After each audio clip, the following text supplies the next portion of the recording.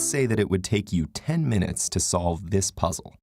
How long would it take if you received constant electric shocks to your hands? Longer, right?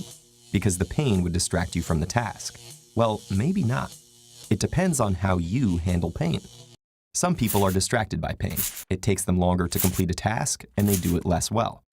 Other people use tasks to distract themselves from pain, and those people actually do the task faster and better when they're in pain than when they're not. Some people can just send their mind a-wandering to distract themselves from pain. How can different people be subjected to the exact same painful stimulus and yet experience the pain so differently? And why does this matter? First of all, what is pain? Pain is an unpleasant sensory and emotional experience associated with actual or potential tissue damage. Pain is something we experience, so it's best measured by what you say it is. Pain has an intensity. You can describe it on a scale from 0, no pain, to 10, the most pain imaginable. But pain also has a character, like sharp, dull, burning, or aching. What exactly creates these perceptions of pain?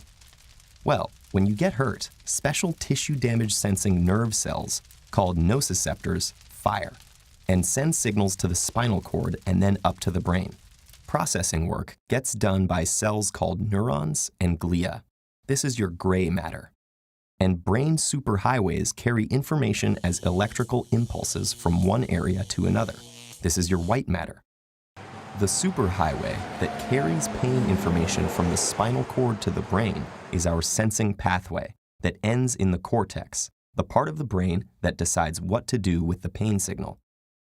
Another system of interconnected brain cells called the salience network decides what to pay attention to. Since pain can have serious consequences, the pain signal immediately activates the salience network. Now you're paying attention.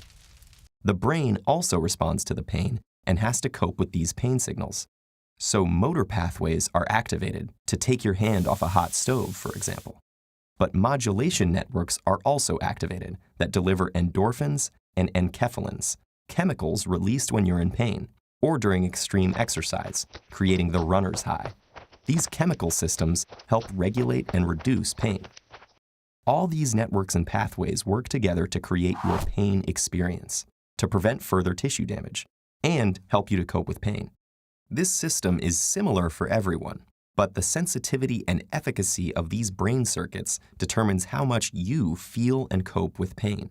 This is why some people have greater pain than others, and why some develop chronic pain that does not respond to treatment, while others respond well. Variability in pain sensitivities is not so different than all kinds of variability in responses to other stimuli.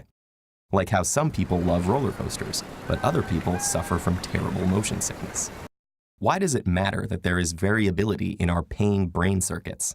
Well, there are many treatments for pain, targeting different systems. For mild pain, non-prescription medications can act on cells where the pain signals start. Other stronger pain medicines and anesthetics work by reducing the activity in pain sensing circuits, or boosting our coping system, or endorphins.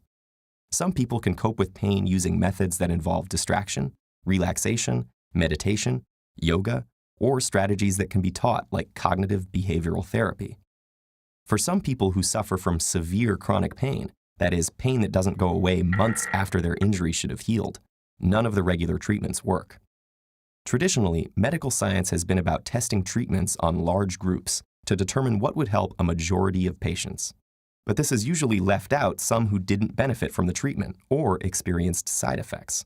Now, new treatments that directly stimulate or block certain pain-sensing, attention, or modulation networks are being developed, along with ways to tailor them to individual patients, using tools like magnetic resonance imaging to map brain pathways.